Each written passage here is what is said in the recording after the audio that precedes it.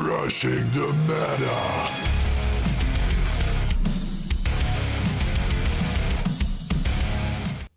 Big welcome to our channel. We are Team Crushing the Meta. As you can see, we are here with Dominate. So this is one of the decks that have been dominating in this format.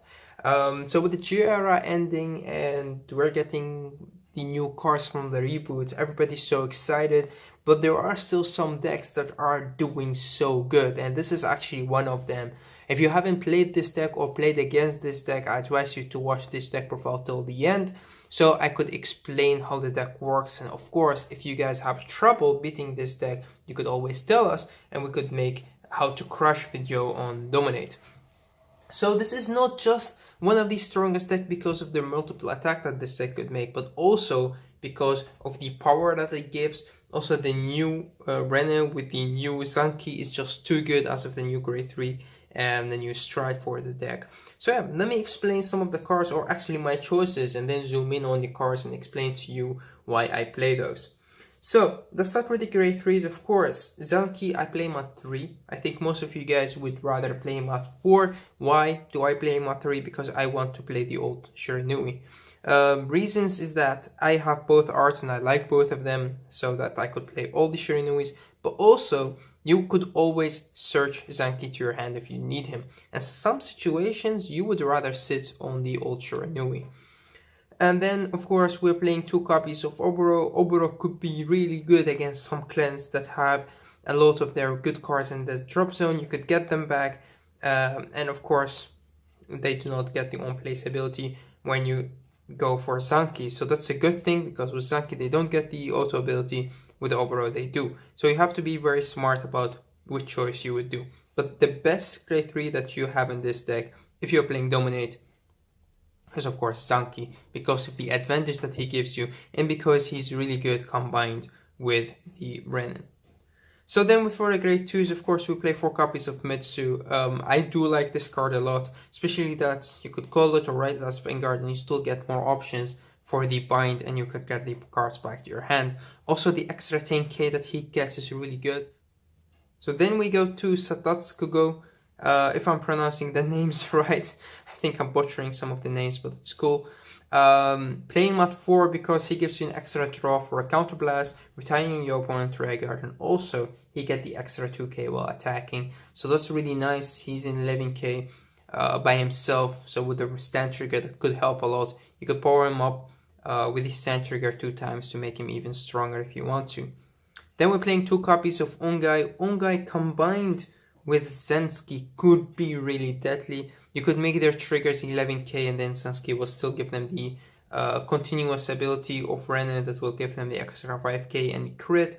So this deck could be really good. But you have to be smart about the timing because of Renin's skill is continuous. Then we have 2 of the new powerhouses, which are the grade 2 and the grade 1.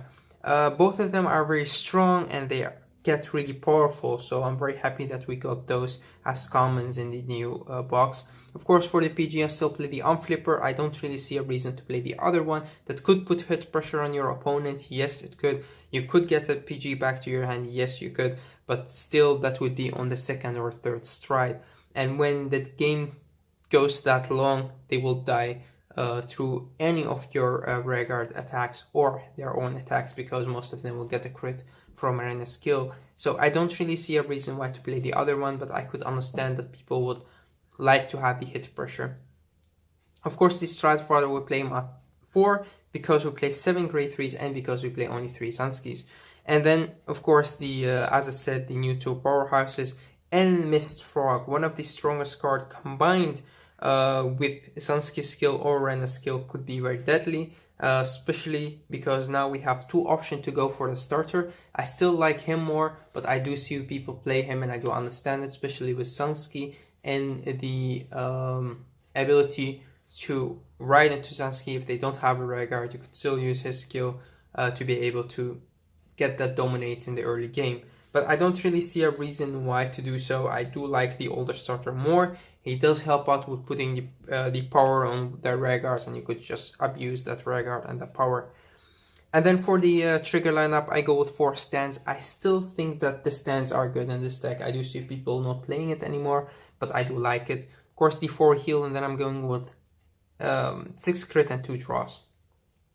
For the G-Guardians, I'm playing one of each G-Guardian in this deck. I still like to play him because sometimes he is better because he does get the extra 5k, but mostly you also could flip him just with her.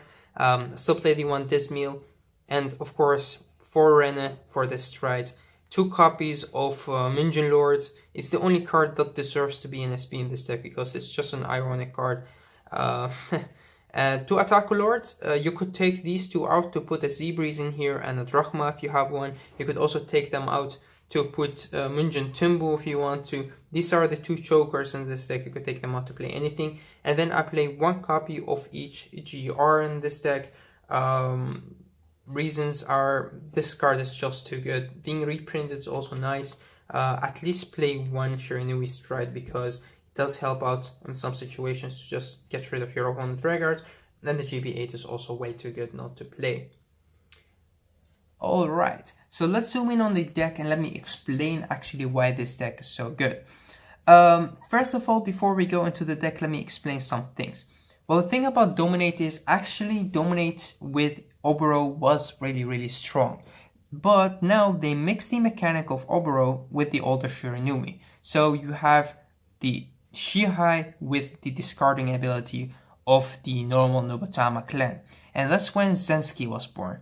So ZanSki is actually a card that mixes the 2 mechanics, but not the after image mechanic, because after image was actually never the thing that Nobutama does. Nobutama was always about discarding cards from your opponent's hand, being at random or you choose without them showing their hand. So that's actually, as I said, why this deck is really strong, is because your opponent would have to call units from their hand, so it's like discarding the units, and also those units will attack them. So it's a combine of the discarding ability and the Shihai, which is the Dominate, of course. So let's go through the skills. Of course, we play 3 copies of ZanSki, as I said. People would love to play him at 4. I could understand that, but I like playing him at 3 because I like just to have different cards in my deck and I like to have all the arts. So with his skill, he has 2 skills, of course. The first, which is the Dominate skill. During your turn, it's only once per turn when this unit is placed on Vanguard, or whenever you stride on the top of it. You choose one of your rear guards or your opponent's rear guards, you give it an extra 2k, and then if it was your opponent's, it stands and it attacks them. So it's a very good skill, especially when you ride into it, and also you can attack anything. You don't have to attack the Vanguard with it, because some of the cards, like Rene, whenever you use his skill, those units that you call have to attack the Vanguard. So read your cards correctly before you play this deck, or actually any other deck. And then there is his second skill, which is actually the strongest. It's an auto ability and costs your Soul Blast. It's at the beginning of your ride phase, so you can't activate it when you ride. And you draw a card, and you and your opponent call a unit from your hand. The auto ability of your opponent units will not go off. And that's why Ongai is really good in this deck, because you call something, you make the Ongai and something else from you, 11k, you also make that unit that you call from there, also 11k if you want to. And then you could still, whenever you stride, you could still give it the extra 2k and it could attack. So that's really good. And then you could also activate the Ongai ability to discard and draw if you want to. So that's why we play Ongai in this deck, and I like just the combination of discard and Ongai. Also, you could just call Ongai later after attacking with the Rene and with him. So he had to guard 3 attacks, maybe he would take 1 or 2, then call Ongai and make their Vanguard 11k again. So yeah, I do like that card a lot. So yeah, it's a really very good card, and I do understand why this deck is topping in multiple tournaments. As I said, the combination of the units that attack your opponent also with discarding card from their hand. Some people would call the cards that they want to keep in actually on the field, because they would think, well, yeah, okay, I have to call units, but it will not get retired. But actually, it will get retired, and that's cards like these will come in handy. And if they think that, oh yeah, I call a unit that is a draw trigger or something that cannot hit, that's when your starter and the frog will come in handy and make those units strong. So yeah. Next card that we run are, of course, the two Oberos. You could play these, or you could play the SPs, you could play whatever you want. I did not SP this deck out, so that's why I'm playing everything in the normal triple red rarity. Obero is really, really good. This card could be very, very good if you play against decks that sometimes get stressed and they would have to discard or all of their good cards, or maybe if you play against decks that have a very good strong drop zone, it could work as well. But I do like Obero against some matches. Also, some people or some decks have a good draw power, and they could get a lot of triggers to their hand, or if they play a lot of draw triggers, that could also work. Then Obero would be better than ZanSki, because ZanSki would have to use a lot of your resources to make those units strong. So that's why I still play 2 copies of him. Talking about units that discard or decks that draw a lot, the combination that you do with Shiranui and of course the GR is still very good. I do still like that strategy a lot. Just let them first bind their cards and then discard and lose one of their rare cards. It's really, really good. It does work against some defensive clans. So yeah, that's why I actually still play 2 copies of him. Also, as I said, because I wanted to play all different arts of the Shiranuis in this deck, and that's actually how I mostly like to make and play my decks, just by having cards that I really want to see and enjoy. So yeah, so that's my grade 3 lineup. It's two copies of Obero, 3 copies of ZanSki, and 2 copies of Shiranui. For the grade 2 lineup, of course, I still play 4 copies of Metsu. I still think that this card is really, very, very good. I see people taking him out to play, or even put him out to 2 or 3 to play more copies of this guy. And by, in my opinion, is a very good card, but I don't think that it deserves to be at 4. I see that Metsu in this deck does help out a lot. The extra 10k is good. Just riding him and calling him, as I said before, could give you the extra bind card, and then you have more options to get back to your hand later. And then we have the new... I really don't want to pronounce his name because I think that I would butcher his name. Playing 4 copies of him. He's in 11k on your turn if you have a Shiranui finger, so that's good. It's a rare guard ability, of course. And then whenever one of your units attack, or one of your opponents, if it was dominated, you could counterblast 1, retire that unit, and you draw a card. It's a very, very good ability, and it does help out a lot if your opponent thinks that the unit that they call will not get retired. This is also a rare guard that always get targeted for retired ability, or just attacking him and get rid of him, because your opponent does not want to give you the pluses. And that's actually why we don't play, what's his name again? We don't play Furai, and also we don't play the Genkai. So no Furai, no Genkai. Furai is good in the Mungeon Lord turn, but otherwise you don't really need him anymore. And Genkai is a Soul Blast 1 and a Counterblast 1, and this one's only a Counterblast 1. So in my opinion, this card is just outclassed Genkai actually, because also Genkai could get the extra 2k, he already had the extra 2k. And then, as I said, we're playing 2 copies of Enbai and 2 copies of Ungai. I explained Ungai before, and you could also zoom in or just pause the video and read his skill if you want to. But his skill is really good if you time him, if you get to that timing right, especially if your opponent has like only 3 damage and they would take one of your attacks which has a crit. You could still call the Ungai and you could still make your opponent's finger back to 11k. Also some defensive clans like Angel Feather this card could work as well. It doesn't work against Gize, of course, but it still works against most defensive clans. And the skill of discarding and drawing is also nice, why not? And it's not even GB, so it does work if you have him on the field in the early game. And by just getting extra 5k whenever one of your dominated unit attacks. So in most situations, you get the extra 10k. If you already have him on the field, he could even attack for more. You could extra 15k. Playing the stand trigger, giving him the extra 3k would make him very good, especially if he gets the stand trigger back on your drive check. And that's why I like these stand triggers in this deck. Especially if you go to the GB8 or any of your other GRs, the stand trigger will make a big difference. The PG, I explained before, I don't really like the other one. I could see him having potential, yes, but I like this one more. Also, I like to be reckless with my counterblasts, and that's why I like this. The start for playing him at 4, playing the 2 arts, of course, because I like both of them.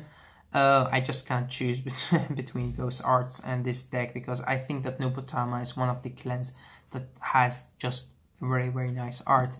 Combination of the actually great nature and Murokumu, let's say, it's really good.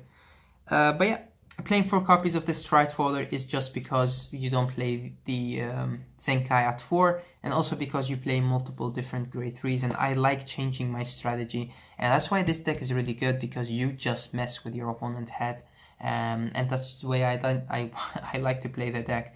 I think most of my friends already know how I play this deck. Even if they if I lend them this deck and they would like to play it themselves, this deck could still be a nightmare for them trying to play it because of the different grade 3s and the different arts that I have in this deck. If you're not very familiar with Nobutama, then you could go crazy.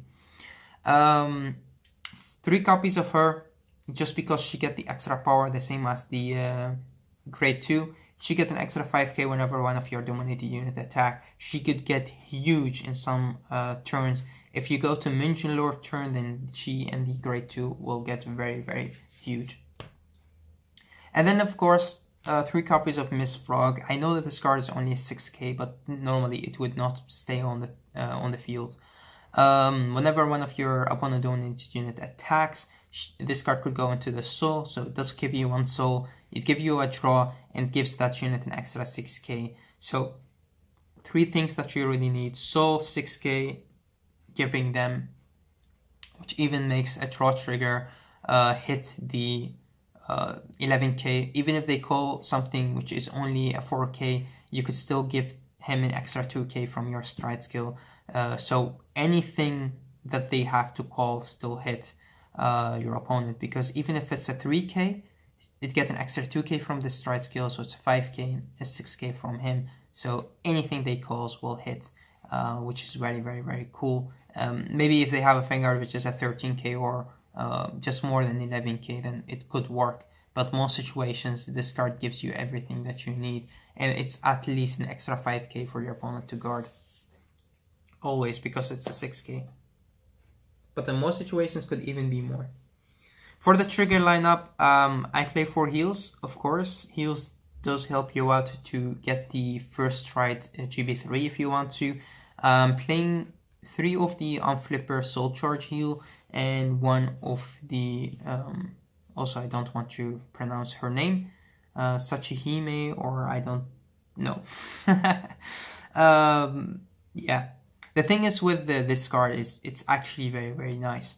Having some of your great ones in your hand, like stride followers that you don't really need, you could discard and draw if you use her for the right G Guardian. And I also like the art a lot. I like the cards, and I like the art, I like the sleeves of this, and I like also the deck box.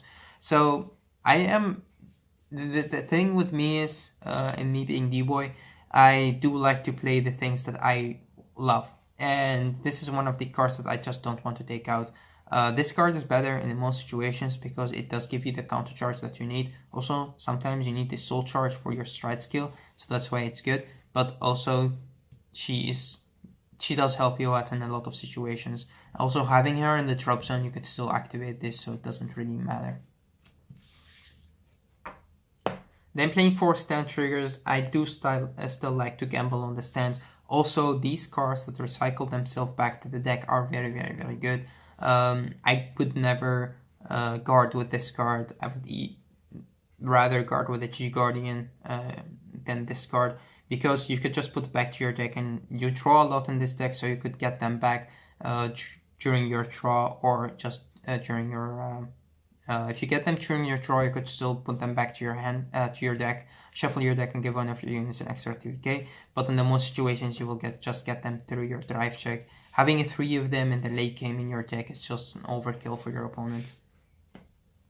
For the crits, I like playing the 6 crit because I like playing this deck aggressive. Also, I don't really see a reason to play more draw triggers, because playing against this deck, your opponent really does not focus on killing your in the early game, and if they would like to do that, then you could plus a lot from the counterblasts that you get. So actually, I do not want to play more than 2 draw triggers, because I don't want to draw into them. This crit is really good, goes into the soul and gives you the counter charge, so it's a counter charge 1 and a soul charge 1, so that's perfect. But I still like to play the Shiranui crit at 4, just because in the early game it could just make the right columns and then go to the soul, and then you could even get more power and more draw. Also, you fill your soul, so why not? For the starters, as I said, I still think that this is a very good card, don't get me wrong, but I do like to play him more. If I would have space, I could even play both of them, because having him in your deck is not really that bad, and they're also just a 10k shield. And then you could also switch between which one you want to go into, because against some clans, this card is very, very, very important, especially getting the early dominate attack on them is nice, but I actually just like this card more, so that's why I play it. And then we go into the strides. Of course, we're playing 4 copies of Ren. I mean, this card is just amazing. I don't really know how Bushiroad or what Bushiroad was thinking or were thinking, whatever, when they made this card. I think that it's, I don't want to say broken, but it's a very, very, very mean card to play against. Well, the thing is with this asshole is that he has 2 skills. The second skill is very easy, it's a GB3 skill, and it gives all of the dominated unit an extra 10k and a crit, which will also activate whenever you use your stride skill if you have the GB3. So that is very, very, very strong. Keep that in mind.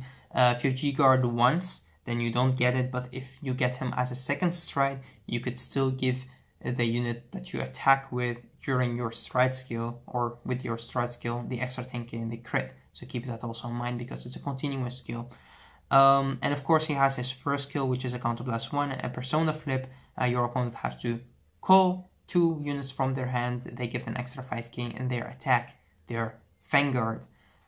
So yeah, in the most situations, if they call draw triggers, the draw triggers or anything they want to call from their hand, which is less than 5k, those units will not be able to hit your opponent's Vanguard, because they have to attack the Vanguard. But with his GB3 skill, they will get an extra 15k in attack. But it's not just about dominating unit and attack. Your opponent loses 2 cards from their hand. With the stride skill, they lose 3 cards from their hand. So they lose 3 cards and they have to guard 3 attacks. So that's actually losing 6 cards from their hand.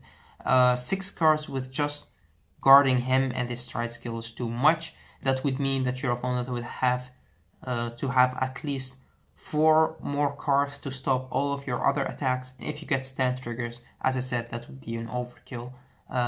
So yeah, I think that this is a very, very, very strong card. By far one of the strongest strides in the game, with his just GB1 skill and also with his GB3 skill. But going first in this deck and then G-guarding once is just perfect. Then you could just finish your opponent off at the first turn that you go into him. And if that doesn't do it, then you could go into him again, and that's overkill. And if your opponent has too much cards in their hand, then you have another option that you could go into. But first, let's talk about your opponent having too much rare guards on the field. When they keep their rare guards, you could always go for Minju Lord. Minju Lord is devastating in this deck, especially by the extra calling ability of Oboro and ZanSki. Minju Lord could just finish your opponent off.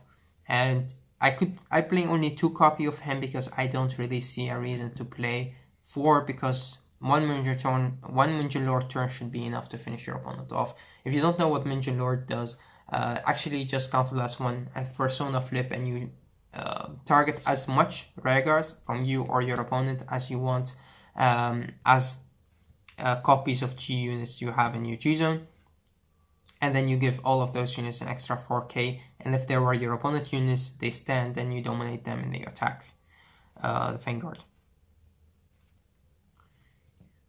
And then we have the options. As I said, you could play 2 Attack Lords, you could play 2 Minjin Timbu, or you could play a Sea Breeze and a Drachma. I don't have a Drachma, so I don't play him, but I actually like to play the Attack Lord in this deck. Why? Because it's just another option and it's nice to see him back. Minjin Timbu, in my opinion, is good as a first stride if you don't want to use Rena. But because we play 4 copies of Rena, I don't really see a reason to play the 2 copies of Minjin Timbu. So I would definitely take him out and just put the Attack Lord in here. I just like this card too much. If you don't know what this card does, it's a counterblast one. Your opponent would have to bind a card from their hand, and if they have 3 or less, I think, then this card could get a crit. Yeah, if they have 3 or less, this card could get a crit. And your opponent chooses a card from his hand and bind it, so it's they will get that card back to their hand at the end of the turn. The good thing about this card is just that it could get an extra crit if you want to, but in the most situations, just messing with your opponent and having multiple options to go into. But playing the Sea Breeze in this deck with the any other first strike that you want to use, or an extra G Guardian or a Drachma is good in this deck, especially because your stride skill doesn't cost you a counterblast. So when you go first into the grade 3 and they don't ride, then you could go Sea Breeze and just use his skill if you want to. But I think in the new mechanic or the new ruling that we are getting, I do not want to play Sea Breeze in this deck. Sea Breeze is still good because some situations you could still Sea Breeze if you go second, but in this deck I don't think that it does matter a lot. So yeah, that's why. Then I'm playing also one of each GR, as I said, and I explained already why I played him. This card is just amazing. I could even put him at 2 if I want to. It's a counterblast 2, of course, and you could just flip anything from your G zone.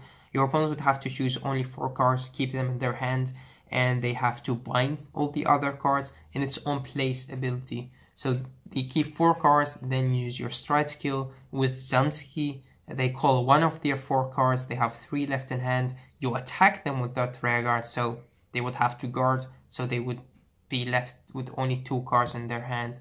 And as I said, again, if you get a stand trigger, that would be an overkill. The GB8 on the other hand is just an amazing card, and I don't really see a reason why not to play it.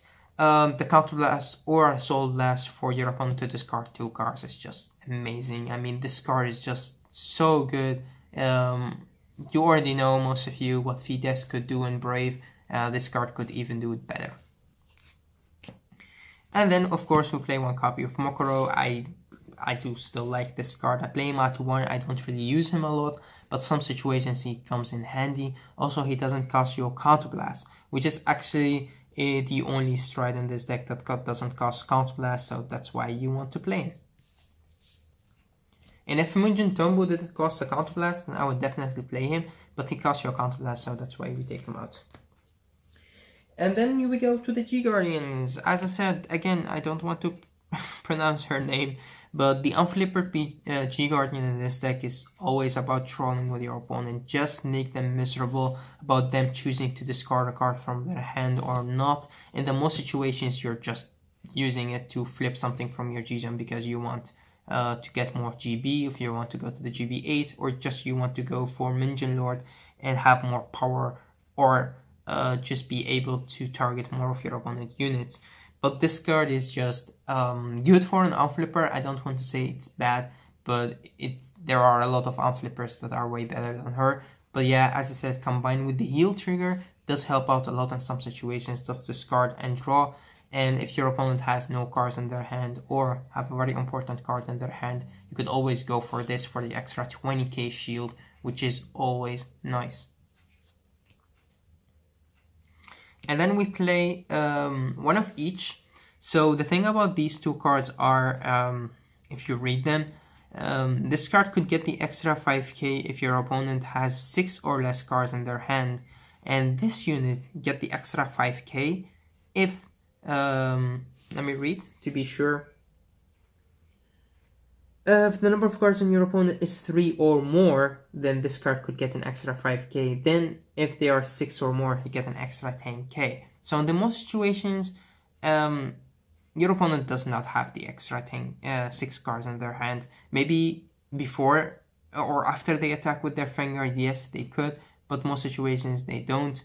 And also the first skill, if they have 3 cards or more, then you could get the extra 5k. I do see people a lot putting everything they have on the field and just desperately attacking into you. And in those situations, this card could still be good. Getting the extra 5k is some situations better than him. But I think all of these G Guardians will be taken out when the reboots will come, because the new heal trigger could guard for the extra 20. So I don't really see a reason why we should still play those, just for the unflip maybe. Of course, always play him. I mean, being able to mess with your opponent again is just too good. I think that one copy of him is enough. You could always take him out to put the second copy if you want to. Or as I said, just take the 2 attack lords and put whatever you want in here. Desmeal, of course, I always like to play Desmeal. Playing against Dominate, playing against different clans, Desmeal could really save your ass. So that's actually it. That's it for my Dominate deck profile. As I said, guys, if you really want to know how to beat this deck, we could help you out a lot. We could do different videos just to show you how to play against this deck with which clan and how to beat it. Because it's not unbeatable, but sometimes you would have to get very, very, very aggressive to go into this deck or play against this deck. And sometimes you don't. So you really have to be smart about the way that you play against this deck. Thanks for watching, guys. Remember to go to our channel or our Facebook group or both. And to check us out, to give us a like, subscribe and comment if you have anything that you want to tell us. And stay tuned for more video, for more deck profiles, character intros and meta talk. And also, of course, we're doing a lot of openings when it goes to the reboots. And remember, Sparkle's also doing his box opening from the Bermudas. So stay tuned to that as well. Thanks for watching, guys. Until next time.